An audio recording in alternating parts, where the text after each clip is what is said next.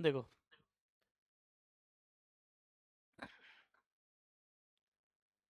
Chapter number 2 की exercise number 1 अपन पढ़ रहे थे बेसिक अकाउंटिंग टर्म्स। क्या पढ़ रहे थे? Basic accounting terms. इसके क्वेश्चन है, पहला है in a business purchase refer to the. Business में परचेज किसको रेफर करते हैं? Purchase of an article, purchase of goods for resale, purchase of an asset to be use in factory और all of the above. क्या होगा? B, purchase of goods for resale purpose. Purchase word का मतलब क्या होता है कि जो मेन हमारा बिजनेस है उससे रिलेटेड जब गुड्स अपन बिजनेस में परचेज करते हैं, बाय करते हैं, then only it is called purchase. तो परचेज वर्ड किसके यूज होगा? Purchase of goods for resale purpose. Purchase of goods for resale purpose. ठीक है, तो आंसर इज बी। नेक्स्ट है अमाउंट रिसीव और receivable against the sale of goods is called revenue receipt, capital receipt, sometimes revenue sometimes capital, या capital reserve. कह रहे हैं amount receive हुआ है गुड्स को सेल करने से, तो it is a capital receipt और रेवेन्यू रिसिप्ट। रेवेन्यू रिसिप्ट कि गुड्स को सेल करने से आपको अमाउंट रिसीव हो रहा है, इससे ना तो कोई लाइबिलिटी इंक्रीज हो रही है ना किसी फिक्स असेट की वैल्यू कम हो रही है। तो एक ऐसा अमाउंट आपको रिसीव हो जिससे ना तो कोई लाइबिलिटी इंक्रीज हो ना किसी फिक्स असेट की वैल्यू कम हो, देन इट इज कॉल्ड कौन सी रिसिप्ट? Revenue receipt. तो ये हमारी क्या कहलाएगी? रेवेन्यू रिसिप्ट कहलाएंगी। फिर लिखा है the term fix asset include closing stock, bill receivable, debtors या फर्नीचर। तो क्लोजिंग स्टॉक हमारा करंट एसेट होता है, बिल रिसेबल करंट एसेट होता है, डेटर्स भी करंट एसेट होते हैं, फर्नीचर ये हमारा क्या होगा? फिक्स एसेट होगा। नेक्स्ट है the term current asset includes. Current asset में क्या इंक्लूड होता है? डेटर, मोटर व्हीकल, मशीनरी या building. Debtors, motor vehicle, machinery और बिल्डिंग ये सब हमारे फिक्स एसेट हैं। डेटर्स हमारे क्या होते हैं? करंट एसेट्स होते हैं। क्या होते हैं हमारे? Current assets. फिर लिखा है current asset do not include. Current asset में क्या इंक्लूड नहीं होता? करंट एसेट्स में क्या इंक्लूड नहीं क्या इंक्लूड नहीं है? स्टॉक। स्टॉक हमारा करंट एसेट होता है। जो लॉन्ग टर्म इन्वेस्टमेंट होते हैं वो फिक्स होते हैं, शॉर्ट टर्म इन्वेस्टमेंट हमारे करंट एसेट होते हैं। तो शॉर्ट टर्म इन्वेस्टमेंट भी करंट एसेट है। एक्सपेंसेस पेड इन एडवांस मतलब प्रीपेड एक्सपेंस, और प्रीपेड एक्सपेंसेस हमारे करंट एसेट्स होते हैं। प्रीपेड एक्सपेंस क्लासीफाई होता है as a current asset. Income receive in advance ये आपकी लाइबिलिटी होती है। Income receive in advance it is your current liability. तो इसमें पूछा करंट एसेट क्या नहीं है, तो क्या होगा? डी, जो इनकम आपको एडवांस में रिसीव हो जाती है, it is called earned income. It is called earned income and ये आपकी करंट लाइबिलिटी होती है, आपकी करंट लाइबिलिटी होती है। Tangible asset is goodwill, stock, patents या expenses paid in advance. Tangible, tangible क्या होता है? Which can be touch and see. तो goodwill is an intangible, stock it is a tangible asset, patents intangible होते हैं और expenses paid in advance it is also a intangible. तो tangible क्या है आपका? स्टॉक। टेंजिबल क्या है आपका? स्टॉक। लिखा है इंटेंजिबल असेट। इंटेंजिबल असेट क्या होगा? कैश। कैश टेंजिबल होता है, स्टॉक टेंजिबल होता है, लैंड भी टेंजिबल होता है। Goodwill, goodwill is N intangible asset. Goodwill आपकी क्या होती है? इनटेंजिबल एसेट होती है। उसके लिखा है wasting asset. Wasting asset machinery है, ऑयल वेल्स है, कंप्यूटर है, या ऑल ऑफ द अबव। तो जो नहीं नहीं, वेस्टिंग एसेट्स क्या बताए थे? जो आपके नेचुरल एसेट्स होते हैं, जितने भी आपके नेचुरल एसेट्स होते हैं, mines, oil wells, these are called कौन से एसेट? वेस्टिंग। तो machinery, computer it is not a wasting asset, ये फिक्स एसेट होते हैं। ऑयल वेल ये आपका नेचुरल एसेट है, तो जो ऑयल वेल है it is your wasting asset, is example of wasting asset.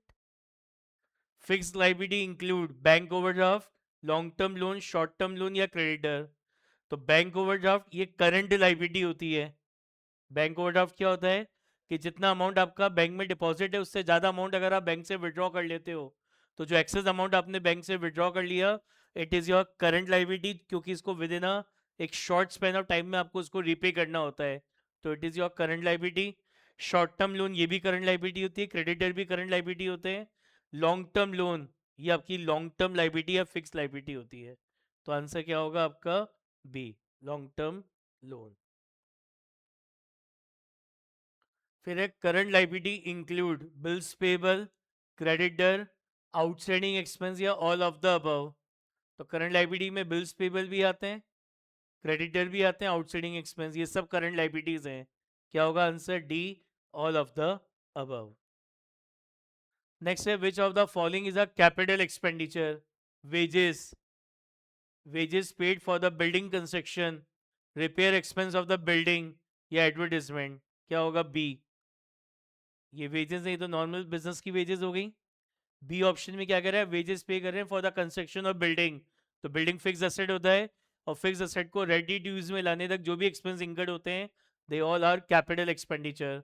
तो बी होगा। रिपेयर एक्सपेंस ऑफ बिल्डिंग मतलब कोई एग्जिस्टिंग बिल्डिंग है उसमें कोई छोटी मोटी रिपेयर कराई तो it is a revenue expense. और एडवर्टीजमेंट ये भी आपका रेवेन्यू एक्सपेंस होता है। क्या होगा इसका आंसर? बी। फिर लिखा है which of the following is the revenue expenditure? कह रहे हैं इनमें से कौन सा रेवेन्यू एक्सपेंडिचर होगा? Repair expense, building construction expense, expense on purchase of machinery, या परचेज ऑफ इन्वेस्टमेंट? तो ये जो repair expense it is a revenue expenditure. Building के कंस्ट्रक्शन में खर्चा हो रहा है it is a capital. Machinery purchase करने में खर्चा हो रहा है it is a capital. Investment को साइलेंस में लॉन्ग टर्म इन्वेस्टमेंट मानते हैं, तो long term investments be considered as a fix asset, तो ये भी आपका कैपिटल हो जाएगा। तो रेवेन्यू क्या होगा आपका? Repair expense. कौन सा एक्सपेंस? Repair expense.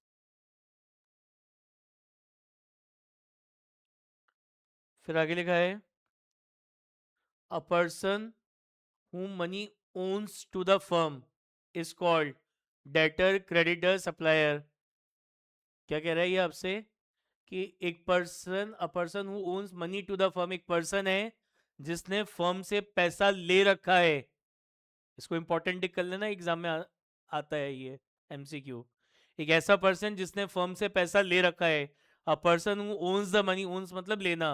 एक ऐसा पर्सन जिसने किसी एक ऐसा पर्सन जिसने आपकी फर्म से पैसा ले रखा है, तो वो आपका क्या होगा? डेटर कहलाएगा। वो आपका क्या कहलाएगा? डेटर।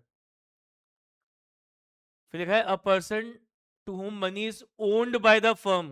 कह रहे एक ऐसा पर्सन जिससे फर्म ने पैसा ले रखा है, बिजनेस ने पैसा ले रखा है। एक ऐसा पर्सन जिसने फर्म ने जिससे पैसा ले रखा है, फर्म ने पैसा ले रखा है। तो डेटर, क्रेडिटर, कस्टमर, या नन ऑफ द अबव? तो क्या होगा इसका answer? Creditor. Good means commodity to be bought and sold, commodity to be bought but not sold, commodity to be used as an asset, या all of the above? Goods का मतलब क्या होता है? जिसको आप डेली बेसिस पे purchase और सेल करते हैं वो आपके गुड्स कहलाते हैं। तो क्या होगा answer? A, commodity to be bought and sold. फिर लिखा है amount drawn by a business for his personal use. कह रहा है बिजनेसमैन ने अपने पर्सनल यूज के लिए कोई अमाउंट अगर विड्रॉ कर लिया, देन इट इज कॉल्ड क्या? ये क्या कहलाएगी आपकी? ड्राइंग्स। क्या कहलाएगी आपकी? ड्राइंग्स।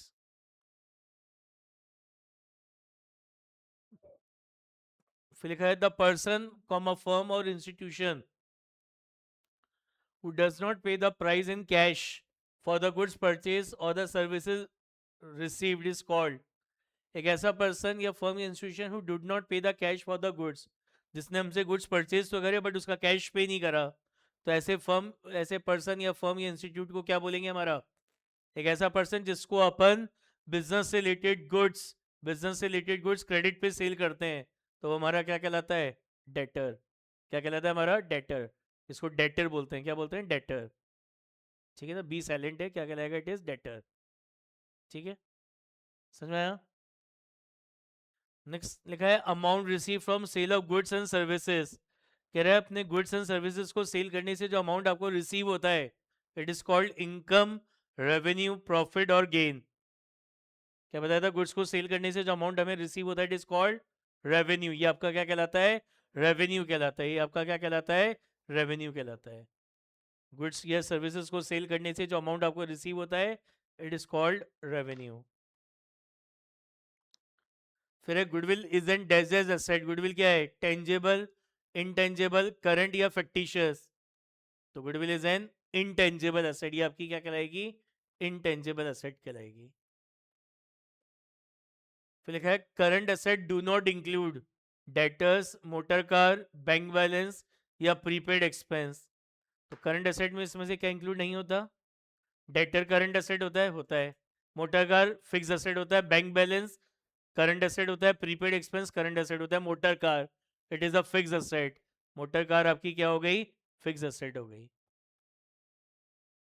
हो गया कंप्लीट?